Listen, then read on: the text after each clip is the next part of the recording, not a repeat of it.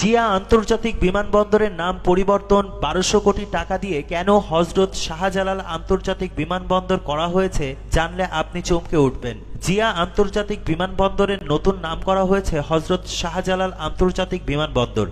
আন্তর্জাতিক নিয়ম অনুসারে সব বিমানবন্দরকে সাংকেতিক অর্থাৎ সংক্ষিপ্ত নামে ডাকা হয়। পাইলটরা নিজেদের কথোপকথনে সেই কোড নেম ব্যবহার করেন। কিরিটিরাই বলেছেন হযরত শাহজালাল ইন্টারন্যাশনাল এয়ারপোর্ট, সংক্ষেপে Hazrat HA, Shahjalal S, international in airport A, অর্থাৎ কোড নেম হাসিনা, বাংলায় মানে হাসিনা।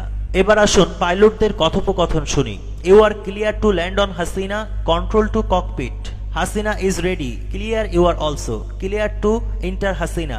বৃষ্টির কারণে রানওয়ে ভেজা থাকলে পাইলট ও কন্ট্রোলের মধ্যে কথোপকথন শোনেন। Control to cockpit, please approach Hasina from behind, the side is cleared for your approach, to other flights are approaching from front, unload as fast as you can and clear the way for the next flight, for other are waiting and 20,000 feet and will approach as soon as you finished unloading. Other flight who are waiting, we will be closing Hasina for some rest as both front and rear runways are old and cannot handle this many approaches in such short time. You all are diverted to Hasina Sahara Amanat Regional Airport or Hasina Amanat RA Airport. Both front and rear runways should be available for approach and unload. আন্তর্জাতিক বিমানবন্দর হিসাবে জিয়া নামটা খুবই চমৎকার ছিল,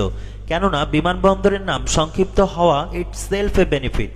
আবার জিয়ার এই নাম পরিবর্তনে নাকি ১২০০ কোটি টাকা বাড়তি খরচ করতে হয়েছে, যা দিয়ে দেশের সব কয়টি উপজেলা সহ প্রায় সারা দেশের সরকারি অফিসগুলোতে সোলার প্যানেল বসানো যেত।